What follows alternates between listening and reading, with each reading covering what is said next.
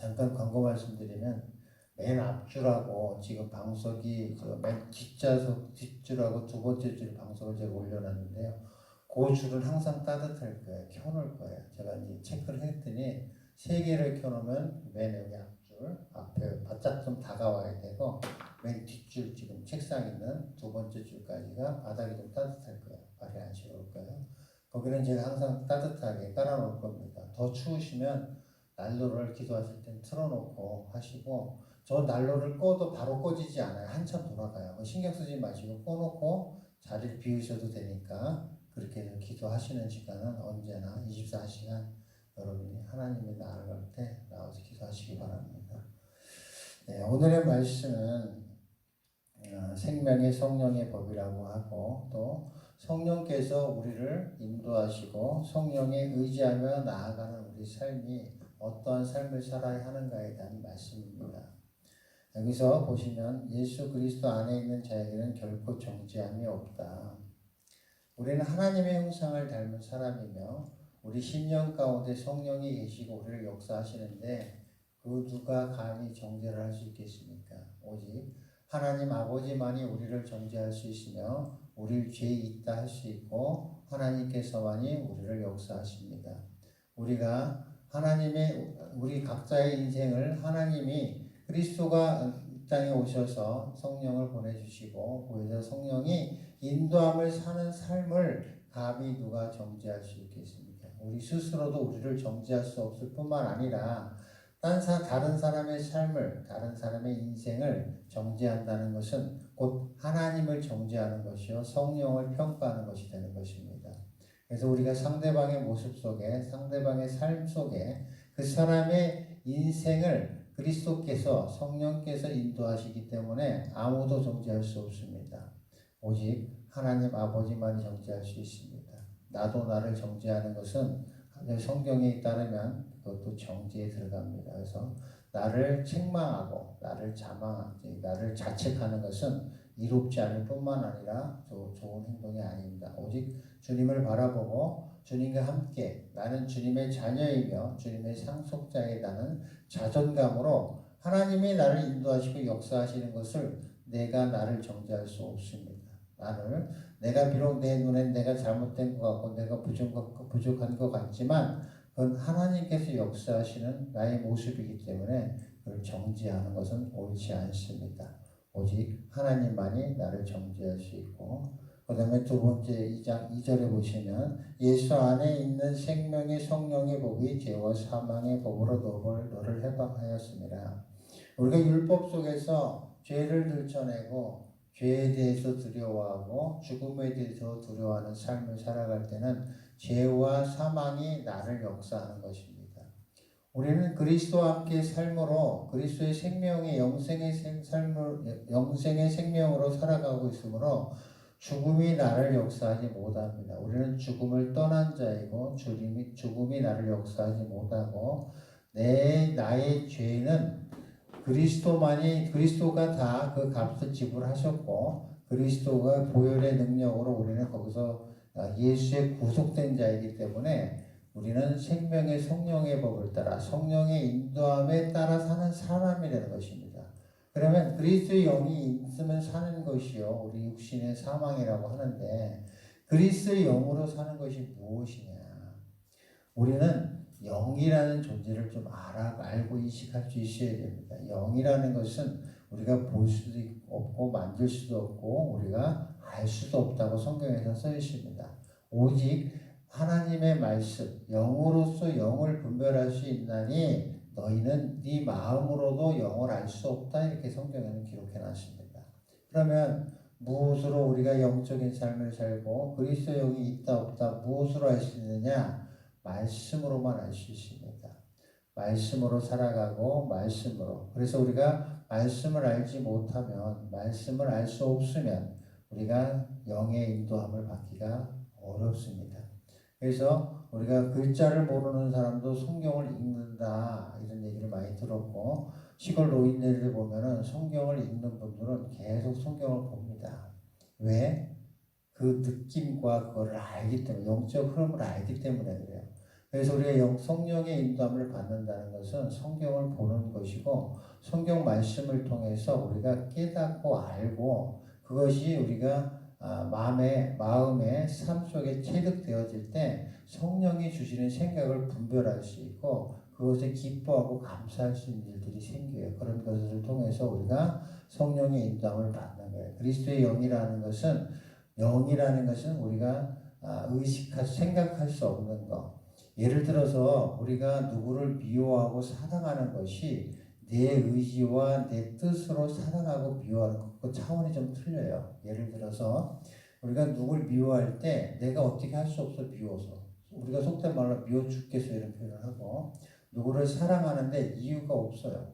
그냥 좋아, 그냥 사랑해. 이유가 없어. 그냥 끌려. 내가 그 사람이 너무 좋은 거야. 이런 것들이 뭐냐면 내가 할 수는 없지만 이해할 수 없지만 뭔가 내 마음이 어느 방향으로 가는 거예요. 그런 것들을 우리가 사랑 속에서 미움 속에서 그런 것들을 통해서 우리가 인식할 수 있고 알 수 있는 거고 그 분별은 어떻게 해요? 말씀으로 분별할 수 있는 거예요. 이게 하나님의 뜻인 건지 하나님이 함께 하시는 건지는 말씀으로만 알 수 있어요. 그래서 우리가 그런 것들을 통해서 가늠을 알 수 있지 우리가 이것이다 저것이다 딱 말하기는 사실은 쉽지가 않고 표현하기도 어렵습니다. 그래서 우리가 그리스도의 삶을 통해서 이 말씀을 통해서 우리가 영이라는 것을 깨닫고 우리가 예수의 영이 어떤 것인지를 알고 따라가야 하는 삶을 살아가는 이 예수 그리스도께서 이 땅에 오셔서 나는 아버지의 뜻대로 아버지의 뜻을 행하는 자라고 말씀하시고 또 말씀대로 살았어요. 그러면 그것을 무엇으로 증명했느냐?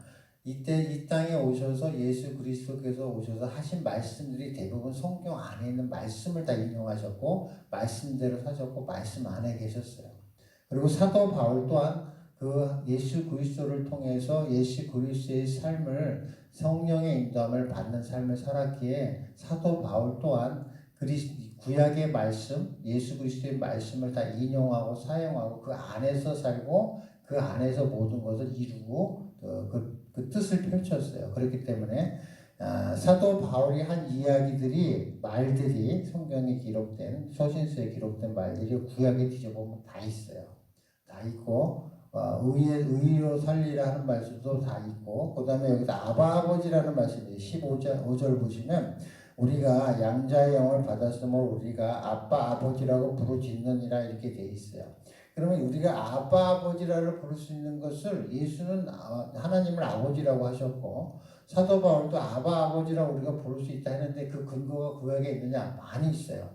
우리가 아버지라고 부를 수 있는 것은 예레미야 3장 19절에도 보면 아버지라고 부를 수 있게 돼 있고 사무엘하 7장 14절 또 신명기 32장 16절 제가 이거를 성경을 읽으면서 사도 바울이 아바 아버지라는 것을 어떻게 왜 아바 아버지라는 표현을 근거를 제가 찾으려고 막 성경을 본 적이 있거든요. 그때 보니까 우리가 아버지라고 하나님을 아버지라고 부르시는 성경 말씀이 구약에 꽤 있어요. 그러니까 이런 것을 근거로 해서 우리는 더 친근하게 아버지를 아빠라 부를 수 있는 그런 표현을 해놓은 것이지 자기가 자기의 느낌으로 아버지라고 부를 수 있다 이렇게 해놓은 것은 절대 없습니다. 그래서 예수 그리스도도 길이오신 생명이시오 진리신 예수 그리스도도 마찬가지고 사도 바울도 마찬가지예요. 구약의 성경 말씀을 다 인용하시고 또 예수 그리스도가 그 말씀과 어떤 의미가 있고 어떤 관련이 있는지를 이 서신서에다 풀어서 보여주신 것이고 그것이 로마서가 또 직접 집약되어 있는 거예요. 그래서 우리가 그리스도의 영이 있다 하는 것은 하나님의 말씀을 깨달아 알고 하나님의 말씀에 인도함을 받는 거예요. 그것이 가장 정확한 방법이고 그래서 우리는 오직 말씀으로 돌아가야 한다는 것이 그래서 우리가 말씀을 믿는 것이 하나님을 믿는 것이고 또 우리가 이제 이 삶 가운데에서 이 성령의 생명의 법, 죄와 사망의 법이 어떻게 틀리냐는 요셉과 그 형제들을 보면 아주 쉽게 나타나 있어요. 창세기가 마지막 장에 50장으로 되어 있는데 창세기 마지막 장 마지막이 어떤 모습을 보여주냐면 그 요셉과 그 형제들의 관계 속에서 대화가 그 마지막을 장식을 합니다. 창세기에. 그 창세기에 보면 그 야곱이 그 형들을 사랑해요. 형들을 사랑하고 그 사랑이 무슨 사랑이냐면 하나님이 나를 통해서 이 형들을 다 구원하고 다 우리 가족을 구원하기 위해서 계획하시고 역사하시고 그래서 보디발 아내와의 그런 음탕한 그 유혹에서 또 벗어나면서 감옥에 가고 이러한 것들이 모두 다 내가 형들한테 팔려가고 내가 그 종으로서의 삶을 살고 또 거기서 하나님의 영으로서의 인정을 받으면서 그 장군의 집에서 인정을 받고 감옥에 가서도 그 인정을 받아서 결국은 총리가 되는 그 모습을 통해서 이건 하나님의 역사하심과 인도하심이 내 삶 속에 있는 것이다. 이건 하나님의 역사하심과 확신을 가지고 그 믿음 속에서 살아가요. 그래서 오직 하나님을 바라보며 그 믿음에 굳게 서서 그 믿음으로써 그 뜻을 이루기 위해서 사는 삶을 사는 게 요셉이에요. 근데 형들은 뭘 보냐? 내가 동생을 팔았고 죽이려 했고 여기에서 끝까지 벗어나지 못하는 거야. 내가 그러니까 사망과 죄, 과거에 붙들려서 요셉이 언젠가는 우리한테 보복을 할 것이다. 여기서 벗어나지 못해서 끝까지 아버지가 돌아가신 다음에도 아버지가 이렇게 말씀하셨는데 네가 우리들을 잘 돌보라고 아버님 말씀하셨다는 말을 해요. 그러니까 요셉이 왜 우는 거예요? 왜 울어? 내가 이 형들한테 팔려고 그 고난 속에서 하나님만 바라보고 하나님의 뜻을 보고 왔는데 이 형들은 그걸 모르는 거야. 자꾸 자기만 바라보고 자기가 자기를 죽이려고 했고 하여튼 그런 부분에 갇혀서 계속 죄와 사망의 법에서 벗어나지 못하고 세상의 삶만을 바라보고 사는 형들을 보니까 너무 불쌍한 거야. 그러니까 울잖아. 요셉이 울어요. 형들을 보고 우는 거야. 그러니까 우리의 삶 속에서 죄와 사망 여기에 갇혀 있으면 못 보는 거야. 하나님을 못 보는 거야. 우리 삶을 바라보면 나를 정죄하고 내 삶을 보면 우리는 하나님이 안 보이는 거예요. 우리는 입술로 하나님을 사랑한다 그러고 예배를 드린다 그러고 말씀을 안다 그러고 뭐 여러 가지 나는 그리스도의 영이 있다고 이야기하지만 우리 삶 속에 진짜 그러느냐?